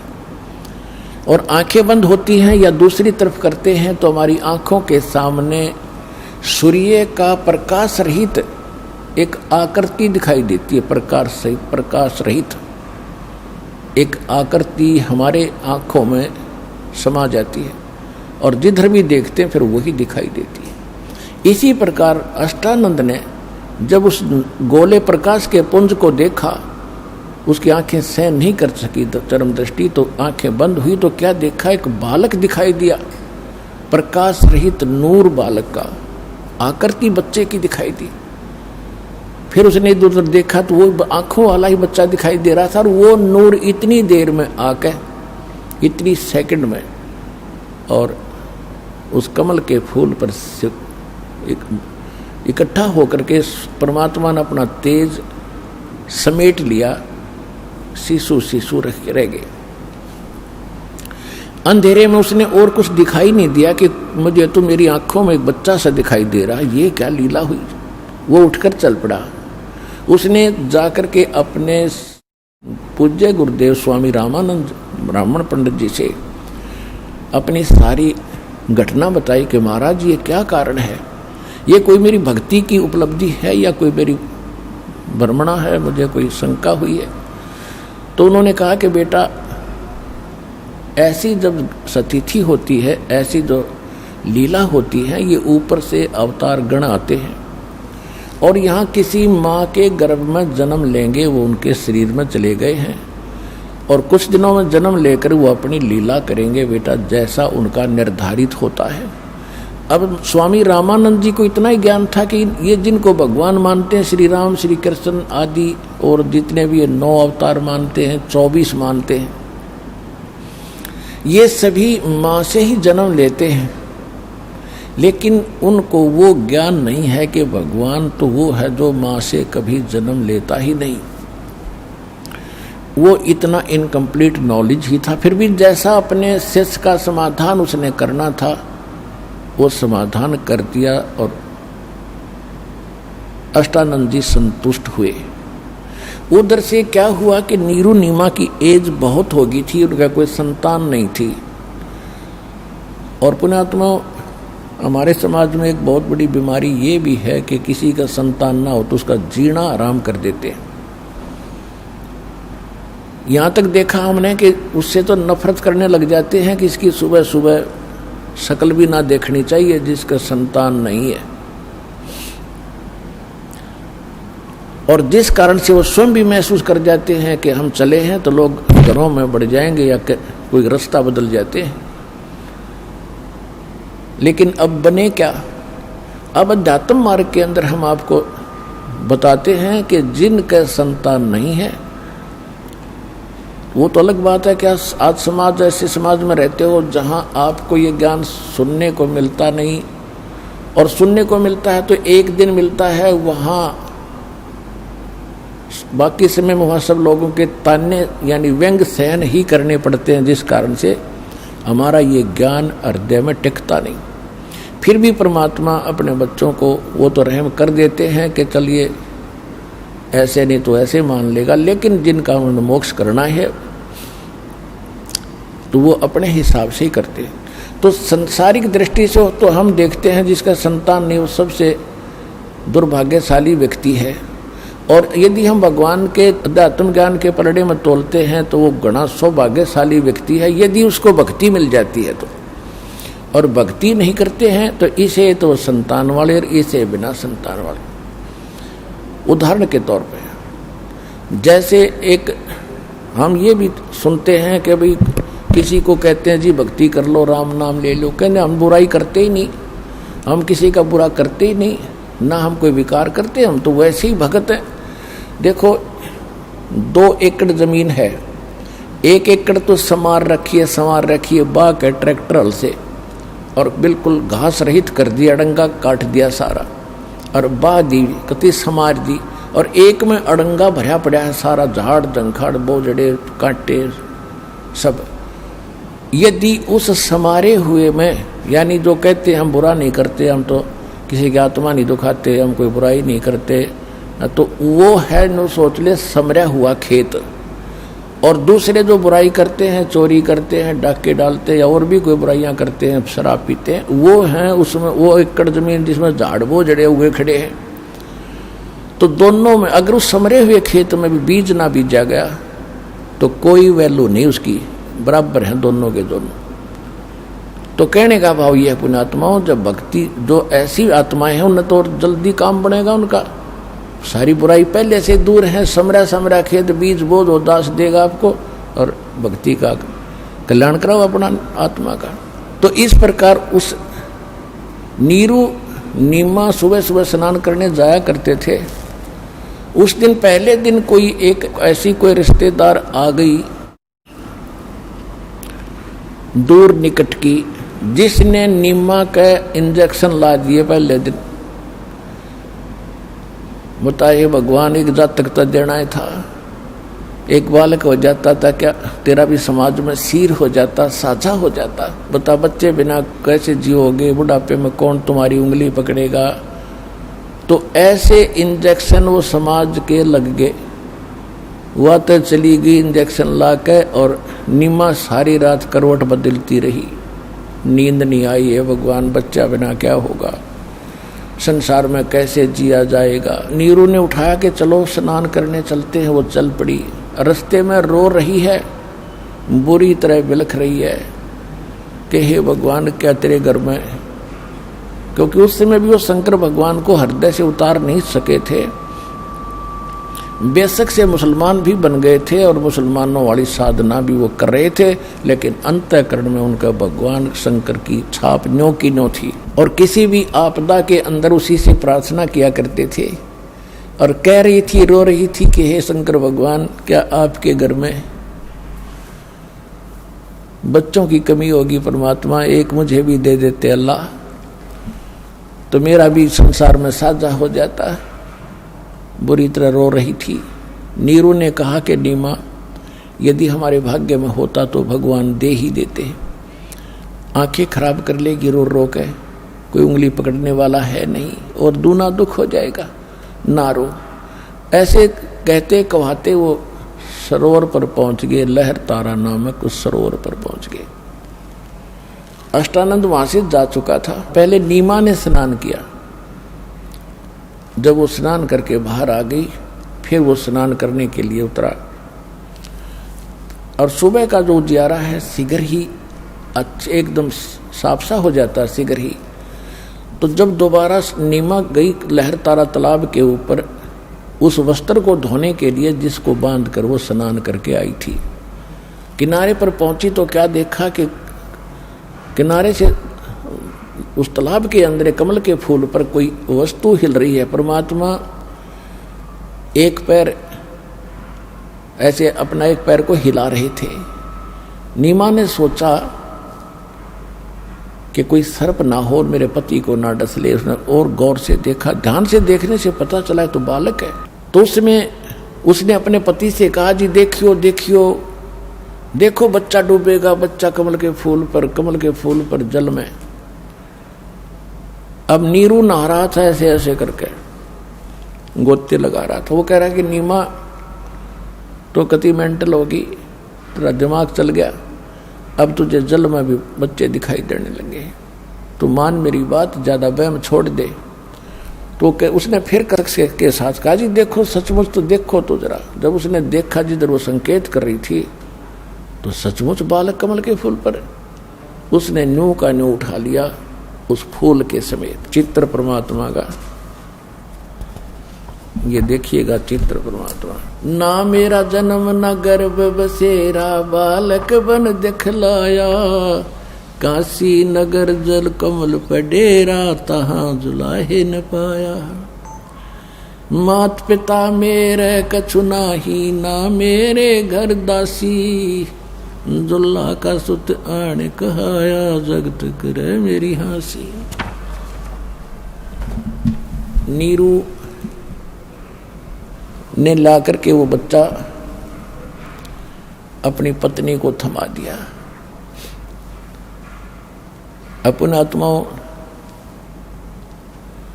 जिस परमात्मा के लिए ऋषि महर्षि हमने भी कभी किसी जन्म में शरीर गाल दिए उसको पाने के लिए कठिन तपस्याएं की, उल्टा पैर ऊपर पैर करके नीचे को सिर करके भी साधनाएं की। वृक्षों पर भी झूले, हमने पैर भी सुझा लिए, खड़े तप किए, कई बैठ कर किए। क्यों खोद रहे थे उस मालिक को? क्योंकि उसमें घना गुण है। उसके प्राप्त होने के बाद हमें यहाँ भी सुख और परलोक चले जाएंगे। और वही शीतल सुखदायी परमात्मा जिस माई के सीने से लगा एक बेटे की तरह, अब उसको जो अनुभव सुख का हुआ होगा उसका कोई शब्दों में बयान उसको नहीं किया जा सकता। अगर वो मालिक के हम चरणों में भी लग जाएं उसके, तो हमें कितना सुख होगा। और वो सीने से लग रहा है उस माँ के, उस माई को। तो गरीबदास साहिब जी ने उनका चित्रार्थ बहुत अच्छा किया है कि गोद लिया मुख चूम कर हेम रूप जलकंत। कहते हैं उस माई ने उस उठाया, कभी उसके मुंह न चूमे, कभी माथे न चूमे उसके, ने कभी सीने से लगा। और सौ सौ शुक्र मनाओ अपने शंकर भगवान का कि हे परमात्मा, आज याद किया था आपको हृदय से, आज ही आपने पुत्र दे दिया। अपने आत्माओं, ये है चीज, ये वस्तु है जानने की कि हम करते तो कबीर भगवान रहे, सारा कुछ हमारे लिए, और हम इनकी पूजा करते थे इन देवताओं की, और क्रेडिट हम इनको देते थे, महिमा इनकी होती थी। परमात्मा ये चाहते थे कि ये किसी की महिमा करो, क्योंकि परमात्मा को महिमा की आवश्यकता नहीं, उनको तो आपकी आवश्यकता है। और वो ये चाहते थे चलो ये किसी भी डले ढोरे हैं, इनका आस्था भगवान की बनी रहे, कोई दिक्कत नहीं मुझे। और फिर आने दो, इस समय तक आपको लाना था, इस समय तक परमात्मा ने आपको यहां लाना था कि आप में भगवान की चाह बनी रहे, चाहे कोई मंदिर पूजो, चाहे मस्जिद, चाहे गुरुद्वारा या चर्च, या कि तब पत्थर पूजते रहो। जब आपकी आत्मा रोया करती है, जब पिछले पुण्यकर्मी प्राणियों की, तो उन पुण्यों के आधार से यही परमात्मा आपको ये सब कुछ देता रहा। तो पुण्यात्माओं, परमात्मा जिस मालिक के नाम लेते हैं, चर्चा करने से भी हमारे रोम रोम खड़े हो जाते हैं, और उसको माई ने सीने से लगाया, उसको कितना सुखद अनुभव हुआ होगा। तो नीरू जब नहा के बाहर आया स्नान करके, तो उसने समाज को देखा कि यदि हम इस बालक को घर ले जाएंगे तो लोग ये पूछेंगे, जनता जन, कि तुम कहाँ से लाए हो। हम कहेंगे कि ये कमल के फूल पर मिला है, और लोग कहेंगे कि झूठ बोलते हो, कमल के फूल पर बच्चा कैसे रुक सकता है, क्यों झूठ बोलते हो, तुम किसी का उठा कर लाए हो, चुरा कर लाए हो, बताओ इसके कौन माता पिता हैं। हमें पीटेंगे, बच्चा भी छीनेंगे और नगरी से भी निकाल देंगे। उसने अपनी ये सोच अपनी पत्नी से बताई कि मेरे विचार ऐसा है, तो इस बच्चे को यहीं छोड़ दे। हम अभी तो मुसलमान बने, ना हिंदुओं हमारा कोई जानकार है, ना मुसलमानों में कोई रिश्ता नाता हुआ, कोई बालक नहीं हमारे, और हमारी ऐसी सतिथि हो सकती है, तो इस बच्चे को यहीं छोड़ दे, इसमें हमारा हित है, खैर है। लेकिन नीमा ने कहा कि इस बालक ने ना जाने मेरे ऊपर के जादू कर दिया, मैं इसको त्याग नहीं सकती, मर सकती हूँ। तो नीरू ने पहली बार अपनी पत्नी की तरफ थप्पड़ मारने के लिए हाथ उठाया कि मैं तेरी हर बात को मानता रहा हूं आज तक, इसलिए कि तेरे बालक नहीं है, और इसलिए कि तू तेरी आत्मा को दर्द दुख ना हो, और तू हठ करने लगी अब प्रत्येक बात का, मेरी एक नहीं सुनती, छोड़ इस बालक को, ना तेरे लगाऊंगा 2 थप्पड़। उसी समय परमात्मा शिशु रूप में कहने लगे कि नीरू मुझे घर ले चलो, तुम्हें कोई कुछ नहीं कहेगा, मैं तुम्हारे लिए ही आया हूं। अब इस बात ने सुनकर वो नीरू डर गया कि ये कोई फरिश्ता हो सकता है, ये कोई ऐसा भूत प्रेत ना हो तेरे को हानि कर दे। चुप करके चल पड़ा, यस कहा ना नो कहा, घर ले आए। अब जब घर ले आए, इतना न्यारा बच्चा, इतना तेज मालिक का, इतना सुंदर शरीर, इतना हैंडसम, वह पूछो मत, कोई वर्णन नहीं कर सकते। वैसे जुलाहों में उस समय जो जुलाहों की सतिथि होती, आम नागरिक की ऐसी होती थी, सांवले सांवले से रंग होते थे तकरीबन, और उनका न्यारा शरीर था, आखिर तक मालिक तो अलग ही थे। तो जो भी पता लगे कि नीरू नीमा का इतना सुंदर बच्चा मिला इनको, वो ये भूल भाल गए क्यों मिला, कितने मिला, ये जरूर पूछ रहे थे कहाँ मिला, के कमल के फूल पर था। अब किसी ने इतना विवेक का ना करा कि कमल के फूल पर कैसे हो गया, जन्म पाया, तो कुछ उन्होंने अपने हिसाब से थोड़ा बहुत चेंज भी कर दिया। वहाँ पर रखा था किनारे पर कमल के फूल पर धरा था कि ये खाम खाम चट वो ना करेंगे चट चट। तो कहने का भाव ये है कि सारा गांव ऐसे देखने के लिए चला उस बच्चे को, जैसे मंडली बनाकर औरतें गीत गाती हुई आया करती हैं, किसी के कोई देखना होता था, कोई बच्चा हो जाता था, ऐसे आने लगी। यहां तक कि राजाओं तक ये बात पहुंची कि इतना सुंदर बालक आज तक देखा ना सुना। तो ये बात खत्म हुई। उसके बाद जब बच्चा 25 दिन का हो गया, ना दूध पीवे ना अन्न खावे, कुछ भी नहीं खाओ पियो। नीरू और नीमा दोनों चिंतित हुए, लेकिन नीमा माँ को ज्यादा टेंशन होती है। वह तो सारा दिन उनके मुंह की तरफ देखती रहती थी बच्चे को, और दूध वो पी नहीं रहा था, और स्वस्थ ऐसे था जैसे बच्चा किलो दूध पीता हो डेली।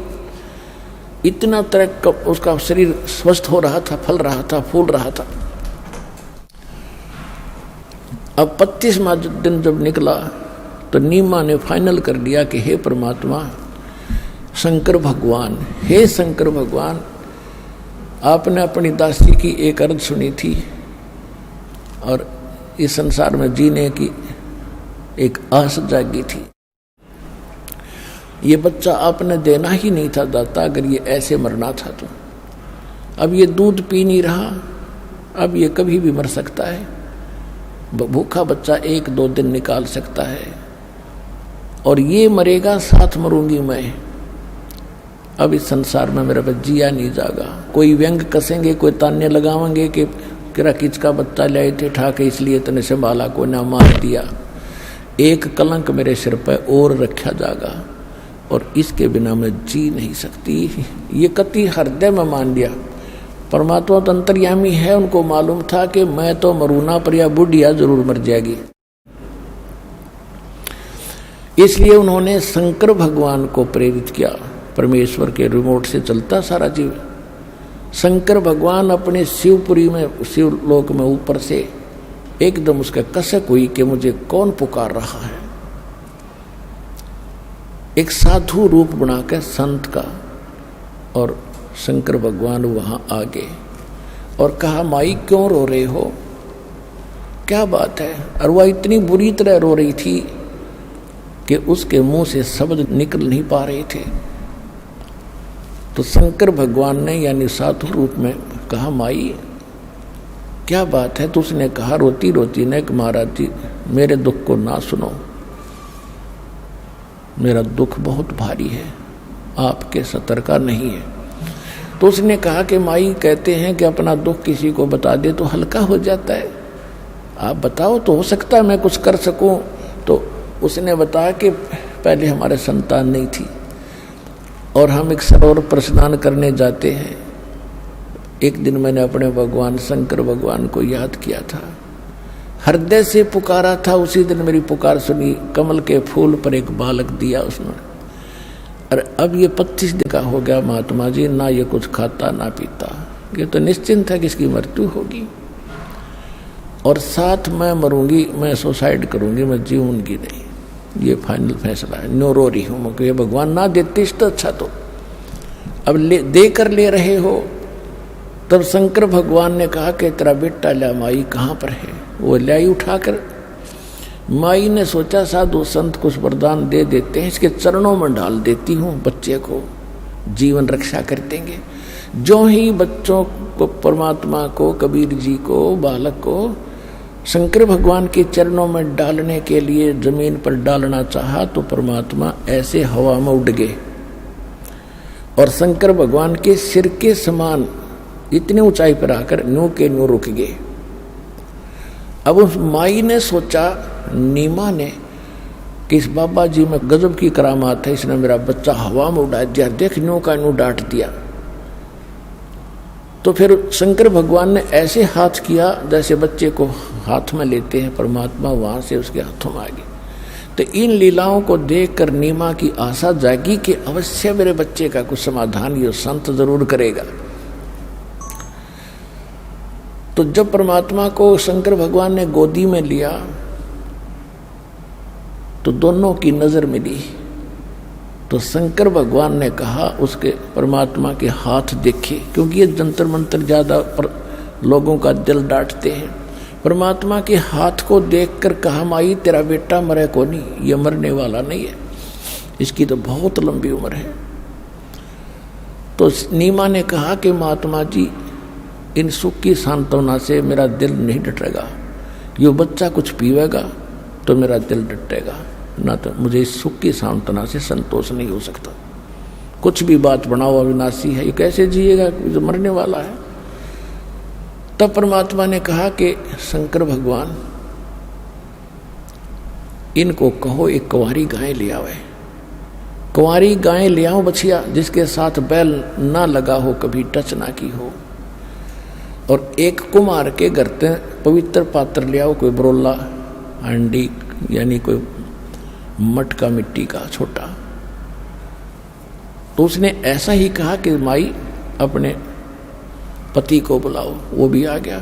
उससे पहले क्या था कि नीरू भी साधु संतों के पास जाता था, अपने बच्चे की जो ये भोजन नहीं करता उसके विषय में सबसे प्रार्थना करते थे, सब जंतर मंत्र भी कर लिए थे, पर कोई असर नहीं हो रहा था। वही नीरू उस दिन ही रामानंद जी के पास गया हुआ था और रामानंद जी से सारी कहानी बताई कि स्वामी जी मुझे एक ऐसा ऐसा बालक मिला हमारे को, और 25 दिन हो गए उसने आज कुछ नहीं खाया, कि जंतर मंत्र बताओ। तो उन्होंने कहा कि भाई ऐसा कहाँ मिला था कि लहर तारा तालाब पर। कब मिला था कि इस दिन मिला था। तो उसने जो अष्टानंद वाली बात सुनी थी वो कुछ हृदय में आई, लेकिन उनका ये ना जचाई थी कि ऐसे भगवान कमल के फूल पर स्वयं आ गया होगा, तो उसने उसको ध्यान नहीं दिया। तो उसको समाधान बता दिया कि ये कोई ब्राह्मण विद्वान पुरुष है, पिछले जन्म का कोई सिद्ध पुरुष है, इसके लिए तुम एक कुंवारी गाय ले आओ बछिया, जिसके साथ बैल टच ना किया हो, और उसके सामने खड़ा कर दियो, वो अपने आप दूध देवेगी, वो दूध पिला दियो।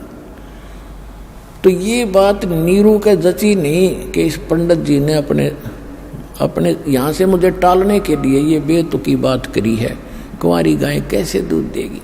तो उसने वो विचार भी छोड़ दिया कि नहीं ऐसा नहीं हो सकता। वो आकर पहले बैठा ही था और अपनी पत्नी से बता दिया था कि कहीं पर भी कोई समाधान ये निकल नहीं रहा है, तो वह इसलिए और घनी दुखी हो रही थी।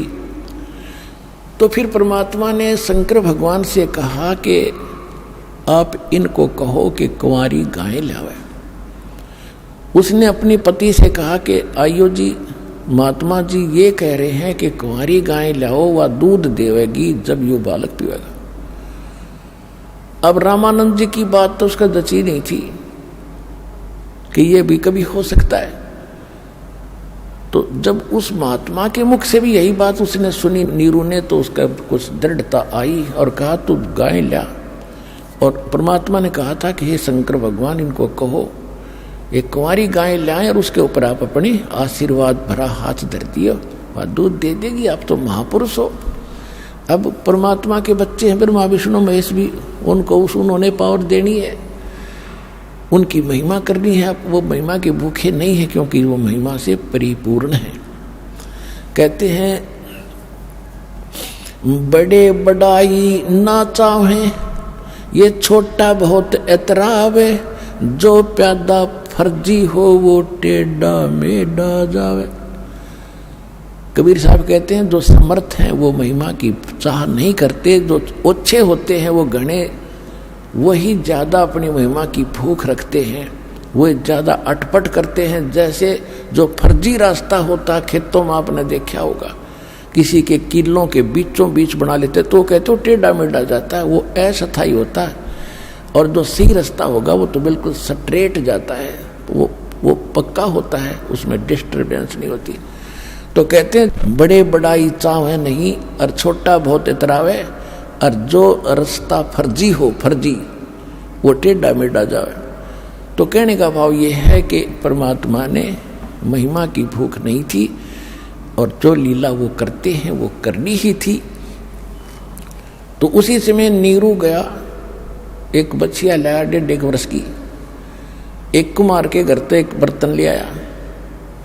कबीर परमात्मा के आदेशानुसार शंकर भगवान साधु रूप में खड़े थे, कुमारी बच्चिया के कमर पे हाथ मारा, थप थप थपी दिया आशीर्वाद की तरह। उसी समय लंबे लंबे सतन हो गए, और नीरू नीचे बैठा था पकड़े उस पात्र को, और वो दूध की धार बह चली, और पात्र भरते ही वो रुक गई। बोलो सतगुरुदेव की।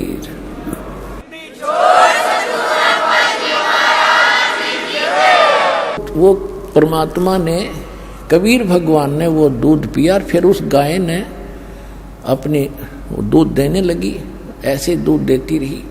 तो परमात्मा के परवरिश की लीला कंवारी गायों से हुई आज से 600 वर्ष पहले जो भगवान प्रकट हुए थे। अब परमात्मा को पहचानने के लिए हमने अपने ही सदग्रंथों का सहयोग लेना पड़ेगा कि हु इज गॉड, परमात्मा कौन है। परमात्मा वही है जिसकी डेफिनेशन और जिसके सब गुण मेरिट्स हमारे सदग्रंथों में मिलते हों, क्योंकि वेदों को पूरा विश्व मानता है कि परमात्मा की सही जानकारी है। हिंदू धर्म के लिए तो ये एक आभूषण है, एक गहना है। ये हमारा एक बहुत अच्छा वो सदग्रंथ है। इनमें जो लिखा सही है, तो इनमें जो लिखा है और जो लीला जिसने की है, ही इज गॉड। 2 अक्षर की बात है। अब आपको दिखाते हैं, आज से 600 वर्ष पहले, आज का लिखा इतिहास नहीं है, 600 वर्ष पहले परमात्मा ने जो लीला की थी और धर्मदास जी ने लिखी थी भगवान की महिमा, आपको सदग्रंथों से दिखाते हैं, कबीर सागर से दिखाते हैं। ये देखिएगा, कबीर सागर संपूर्ण 11 भाग खेमरा श्री कृष्ण दास प्रकाशन मुंबई से प्रकाशित है। कबीर सागर कबीर पंथी भारत पथिक स्वामी युगलानंद बिहारी द्वारा पुरस्कृत मुद्रक एवं प्रकाशक है खेमरा श्री कृष्ण दास, अध्यक्ष श्री वेंकटेश्वर प्रेस, खेमरा श्री कृष्ण दास मार्ग, मुंबई। इसमें एक ज्ञान सागर नाम का अध्याय है। अब इसके ये है ज्ञान सागर,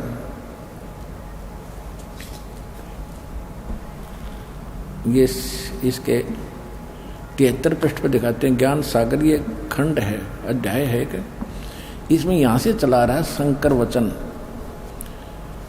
तो तोरे घर पंडित अधिकारी, झूठ बोलो नारी, हरि कमला सम देखो ज्ञाना, बुद्धिवंत तुम पुत्र ये तुम्हारा पुत्र सुजाना, सुनकर महिमा पुत्र की नारी धरे तब पाओ, हे स्वामी मम इच्छा स्वर्ण वचन सुनाओ, कहाँ जलाना कहाँ की आवा। ये काफ़ी वार्ता है इसके अंदर, लेकिन हम अपने मतलब की सुने। शंकर भगवान कह रहे हैं 73 पृष्ठ। फिर वो चले गए वहाँ पर रामानंद जी के पास, उधर से नीरू। अब यहाँ देखो प्रश्न नंबर 74 पे ज्ञान सागर का हम यहाँ से पढ़ेंगे। अब रामानंद जी के पास जाकर के नीरू ने क्या कहा कि सुन जुल्हा मन भयो आनंदा, जिमी चकोर पायो निश्चंदा, यानी ले सुत चले हर्ष मन कीना, परमात्मा को तालाब से उठाकर ले आए। अर्थात सो पुन असबोल ही दीना, अगले जन्म जब होए तुम्हारा, तुम्हें पठावे यम के तैनारा। ये कबीर साहब ने उनको कही थी। फिर कहते सुत काशी को ले चले, सुत माने बेटे को, बच्चे को, लड़के को, लोग देखन ता आओ, और अन्न पानी भखे नहीं, जुल्हा शोक जनावे, को खा पी नहीं रहा था इसलिए जुल्हा दुखी हुआ। तब जुल्हा मन कीन तिवाना, रामानंद सो कहीं उत्पाना, मैं सुत पायो बड़ो गुणवंता, और कारण कौन बखे नहीं संता। रामानंद जी से कह रहे नीरू कि हे महात्मा जी, मुझे एक बहुत ही सुंदर और गुणवान बालक मिला है, वो कुछ खा पी नहीं रहा, इसका कारण और समाधान बताएं। देखिएगा, तब जुल्ला मन कीन तिवाना, रामानंद सो कही उत्पाना, मैं सुत पायो बड़ो गुणवंता, कारण कौन बखे नहीं संता। रामानंद ध्यान तब धारा, जुल्ला सो तब वचन उचारा, पूर्व जन्म तब ब्राह्मण जाति, हर सेवा कीनी भली भांति, कुछ तब सेवा हरि की चूका, अर्थात भयो जुल्हा का रूपा, प्रीति प्रभु गए तो लेनी, ताते उद्धान में सुत तो दीनी। कि परमात्मा ने तुझे जंगल में यो पुत्र दिया है, नूरी नहीं है, नीरू मिसप्रिंट है। अब नीरू बोला कि हे प्रभु, जस की नो तस पाया, अर्थ हो तो दर्शन आयो। रामानंद बता रहे हैं कि पहले जन्म में तू ब्राह्मण था और तूने कोई भक्ति, परमात्मा की भक्ति में कमी कर दी, जिस कारण तो धानक रूप में जुल्हा का घर जन्म हुआ।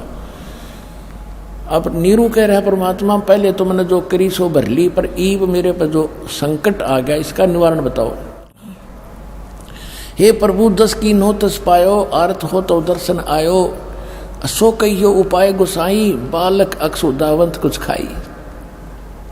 रामानंद अस युक्ति विचारा, तुम सुत कोई ज्ञानी अवतारा। रामानंद जी ने कहा कि तुम्हारा बेटा कोई विद्वान पुरुष पूर्व जन्म का है, और बचिया जाही बैल नहीं लागा, सो ले ठाड़ करो ते आगा। एक बचिया ले आओ जिसको बैल ने टच ना करया हो, और दूध चले ते थनते, दूध धरो छिपाई, अक्षुदावंत जब बालक हो तब तो देव खिलाई। अब जुल्हा एक बछिया ले आवा, और चला दूत कोई मरम न पावा।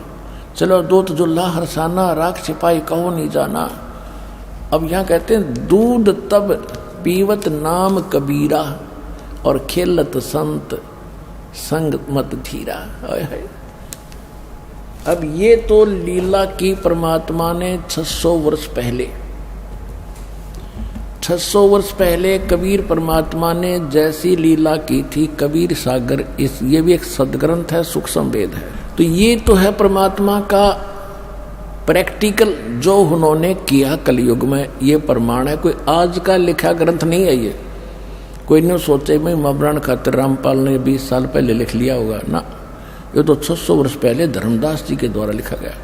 अब हमारे वेद क्या बताते हैं, परमात्मा क्या करता है, तो 2 मिनट में समझ में आ जाएगा हु इज गॉड।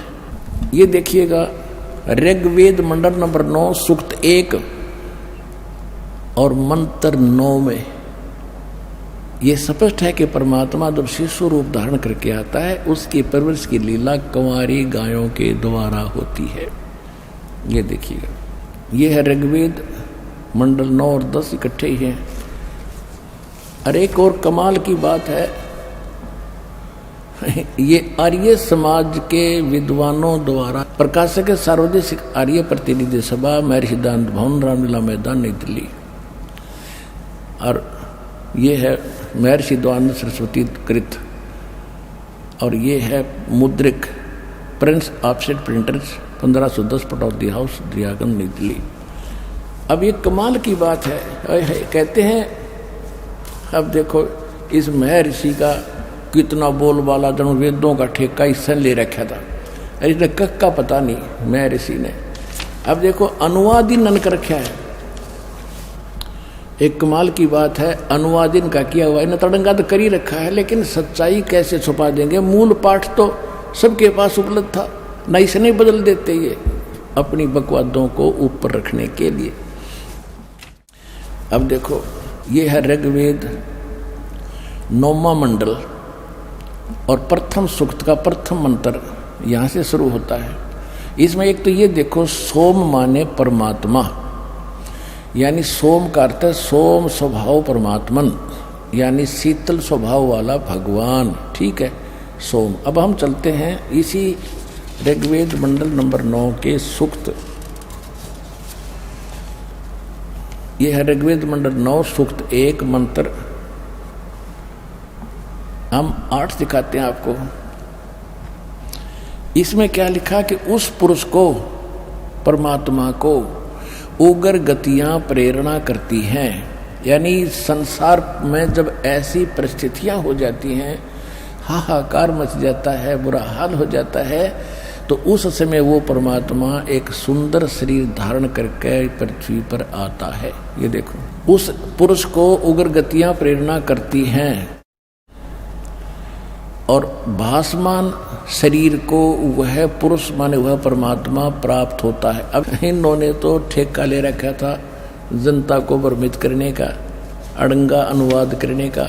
अब देखो शुरू से इस मंडल नंबर 9 के सूक्त 1 से लेकर और 7 तक, 6 तक ये यूं करते आ रहे हैं, हे परमात्मा, हे परमात्मा, यानी परमात्मा की महिमा है इसमें।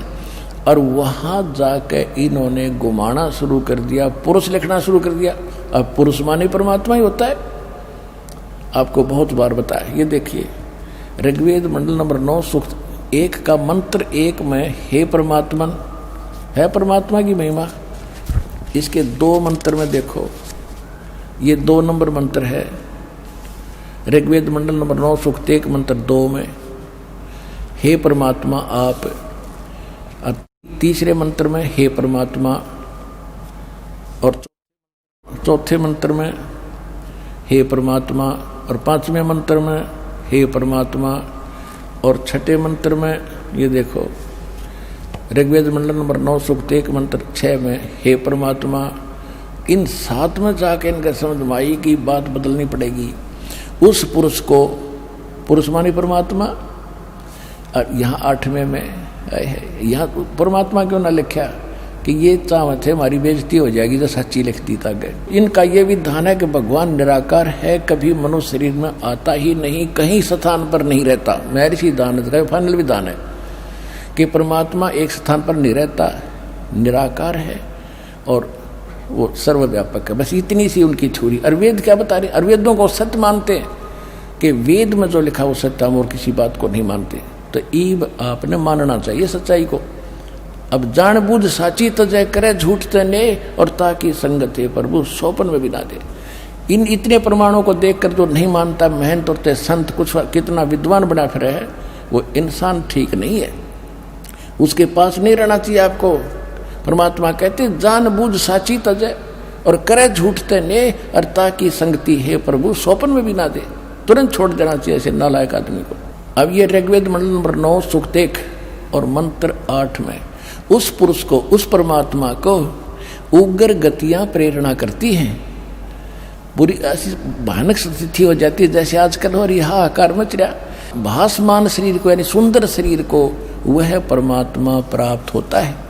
और वो परमात्मा हमारी, इसमें यह भी प्रमाण दिया है कि वो इसी मंत्र में, ऋग्वेद मंडल नंबर 9 सूक्त 1 मंत्र 8 में, कि वो परमात्मा 3 स्थिति से हमारी देखभाल करता है, 3 शरीरों से। देखना, भासमान शरीर को प्राप्त होता है और जिसमें 3 प्रकार से दूसरों का कल्याण करने के लिए यानी दूसरों का उपकार करने के लिए, परोपकार के लिए मधु में शरीर मिलता है 3 प्रकार का।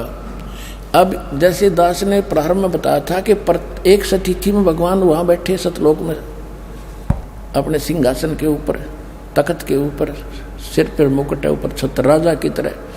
और दूसरी सतिथि में ये बालक बनकर आते हैं, प्रत्येक युग में एक लीला करते हैं, आम जनसाधारण की तरह बड़े होते हैं धीरे धीरे सब।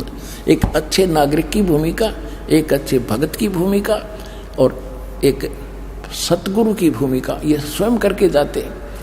तो उस दूसरी प्रकार की जो स्थिति है उसका वर्णन अब 9वें श्लोक में मंत्र में है। देखिएगा, ऋग्वेद मंडल नंबर 9 सूक्त 1 मंत्र 8 पढ़ दिया हमने, 9वां देखो, देख कितना स्पष्ट है। शिशु रूप है, शिशुम अभी इमम अधन्या उत्सरणंती धेनव, धेनव माने गौवे, शिशु माने शिशु रूप में प्रगट परमात्मा को सोम इंद्राय पातवे। अभी इमम अधन्या, यहाँ देखा इन संधि छेद करके अलग अलग लिखे। इमम माने उस, सोम माने सोम स्वभाव वाले पुरुष को, हर सोम माने परमात्मा लिख रहे स्वरूप आप पे। तो यही इन्होंने घुमाना था कि ये पुरुष पर सोचेंगे कोई आदमी के बारे में लिखा होगा, क्योंकि आम आदमी इतना पढ़ा लिखा था ही नहीं, ना उसको ज्ञान था। तो दास पर दया करिए, अध्यात्म ज्ञान को आपके समक्ष लाने के लिए। परमात्मा कहते हैं गुरु बिन काहू न पाया ज्ञाना, जो थो था बुस छड़े मूड किसाना, गुरु बिन वेद पढ़े जो प्राणी, समझन सार रहे अज्ञानी। और सतगुरु क्या करेगा? 9 मन सूत उलझिया, ऋषि रहे जख मारे, सतगुरु ऐसा सुलझा दे भाई उलझे न दूजी बारे। परमात्मा जुलाए थे, एक शेर सूत अगर उलझ जाता था सारा दिन लग जाता था उसको सुलझाने में। और जब तोड़ दे गांठ पड़ेगी तो जिसने कपड़ा बनवाया वो चौनी नहीं दे बनवाई की। इसलिए दुल्हाओं की मजबूरी होती थी, सारे सूत को सुलझा के फिर बनाते थे। तो परमात्मा कहते हैं अध्यात्म मार्ग का इन अज्ञानियों ने 9 मन सूत उलझा कर डाल दिया, और ये ऋषि रहे झकमार, इनसे नहीं सुलझा।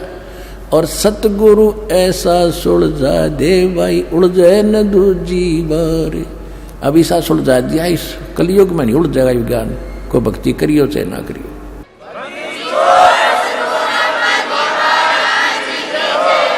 अब देखिएगा ऋग्वेद मंडल नंबर 9 सूक्त 1 मंत्र 9 पढ़ रहे हैं। इमम माने उस, सोम माने परमात्मा को, जो शिशुम यानी शिशु रूप में कुमार अवस्था में अभी अधन्या, अधन्या माने लिख दिया अहिंसनीय, धेनो माने गौवे। अब अहिंसनीय नहीं, हमारे देसी भाषा है या हरियाणा की, जो गाय बिना दनाई हो ना, नए दूध ना हुई हो, गर्भ ना रहा, उसको कहते हैं ये बिना दनाई है, अधन्या, बिना दनाई। और उसको संस्कृत में अधन्या यानी जो धनाई नहीं है, जो बैल ने टच नहीं की है सांड ने। और अभी यानी कंप्लीट, परिपूर्ण, पूर्ण रूप से, सर्व प्रकार से, यानी कंवारी। अभी अधन्या, ये कंवारी के लिए वो है प्रमाण। देखिए अभी अधन्या, सब प्रकार से, अधन्या माने बिना धनाई यानी कंवारी। अभी अधन्या इकट्ठा ही लिखना था। अभी अधन्या माने कंवारी गौओं से उनकी तृप्ति करती हैं, वो कंवारी गायें उनकी तृप्ति करती हैं। किसकी? उस शिशु रूप धारण, बालक रूप धारी परमात्मा की बालक अवस्था में। ये अभियदना माने कंवारी गौवें तृप्त करती है, उनकी परवरिश की लीला कंवारी गायों से होती है। ही इज गॉड, जो ऐसी लीला करता है। तो यह करी किसने थी? 600 वर्ष पहले उस कबीर परमात्मा ने उस धानक जुलाहे को कहा करते थे, वो थी। और जिन महापुरुषों ने परमात्मा को जाना, जिनको मालिक तीसरी सती थी में आकर मिले थे, आदरणीय धर्मदास साहिब जी, आदरणीय नानक साहिब जी, आदरणीय मुल्कदास साहिब जी, आदरणीय दादू साहिब जी, आदरणीय गरीबदास साहिब जी, आदरणीय गीसादास साहिब जी, इन महापुरुषों ने क्या बताया है? हम सुल्तानी नानक तारे दादू को उपदेश दिया, जात जुलाहा भेद न पाया, वो काशी माहे कबीर हुआ। अनंत कोट ब्रह्मंड का एक रति नहीं भारे, सतगुरु पुरुष कबीर हैं, ये कुल के सृजन हो रे। ये भी स्पष्ट कर दिया गरीबदास साहिब जी ने कि मैं, इंक्लूडिंग मी, हम इब्राहिम सुल्तान अधम, दादू जी और नानक जी को भी उन्होंने पार किया। हम सुल्तानी नानक तारे दादू को उपदेश दिया, जात जुलाहा भेद न पाया, वो काशी माहे कबीर हुआ। अब दादू साहिब जी ने क्या किया है? जिन मुझको निज नाम दिया, सोए सतगुरु हमारे, दादू दूसरा कोई नहीं, वो कबीर सिरजनहारे।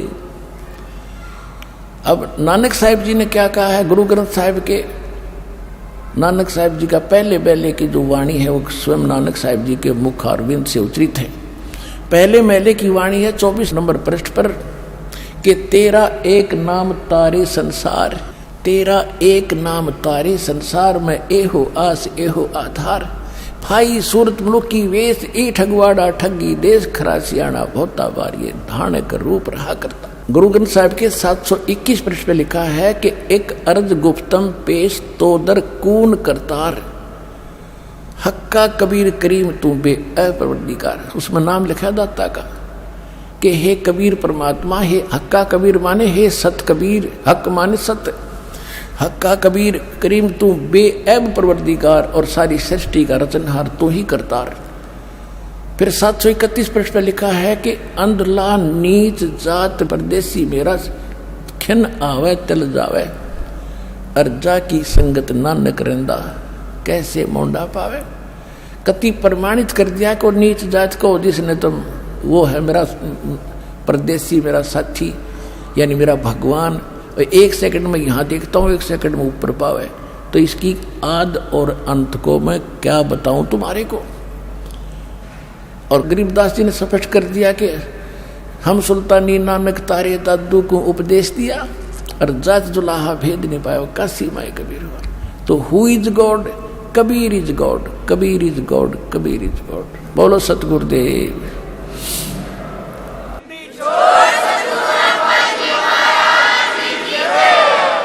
अब आपको भक्तों के अनुभव सुनाएंगे, उद्यान पुरुष में।